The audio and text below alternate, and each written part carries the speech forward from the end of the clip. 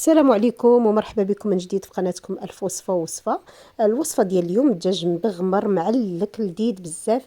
ما يمكنش نوصف لكم اللذه ديالو. تيجي على شكل طنجيه. المقادير بسيطه، طبق صيفي بامتياز. كنتمنى تشوفوا الفيديو حتى الاخر، ما تنسوش دعم القناه.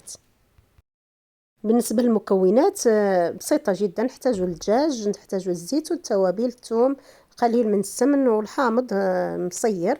غادي نشوفوا هاد المقادير بالتفصيل ملي غادي نحضروا الوصفه ديالنا. فواحد الطنجره غادي نوضعوا الدجاج من بعد ما نكونوا بيتناه في المجمد ولا في الثلاجه ليله كامله، ومن بعد ما غسلناه مزيان وبالملح والحامض وسقطرناه. اذا من بعد ما تيبات في الثلاجه هذه واحد المرحله ضروريه باش كيجينا الدجاج ما تجيش فيه ديك الزفوره يجي لذيذ في الطياب ديالو. هنا كما لاحظتوا معايا غادي نضيف التوابل. بالنسبه للتوابل غنحتاج معلقه مملوءه كبيره من الكركم ولا 2 معالق صغار. غادي نحتاج كذلك معلقه صغيره من الفلفل الاحمر ولا البابريكا. ما تستغربوش، غادي تعطيه واحد اللون رائع للطبق ديالنا. غادي نحتاج كذلك معلقه صغيره من الابزار ولا فلفل اسود.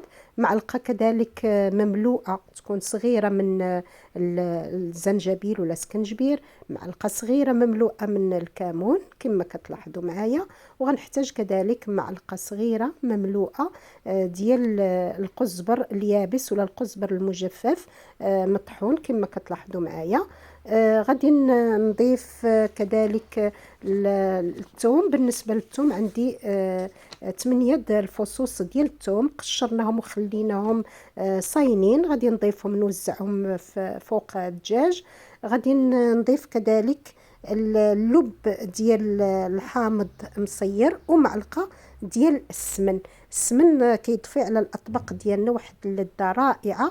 الا ما عندكمش ممكن تستغنوا عليه وتعوضوه بالقليل من معلقه ديال الزبده. كما لاحظتوا معايا غادي نضيف زعفران الحر، شعيرات ديال الزعفران الحر، ممكن تعوضوه بالضامه ديال الزعفران. غادي نحتاج كذلك نصف كأس من زيت الزيتون، وغادي نحتاج نصف كأس فقط من الماء. غادي نوضع كذلك القشره ديال الحامض. غادي نخليها غير الفوق.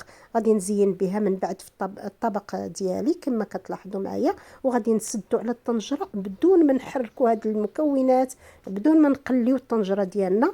فقط غادي نضيفوا الماء وغادي نسدوا على الطنجره.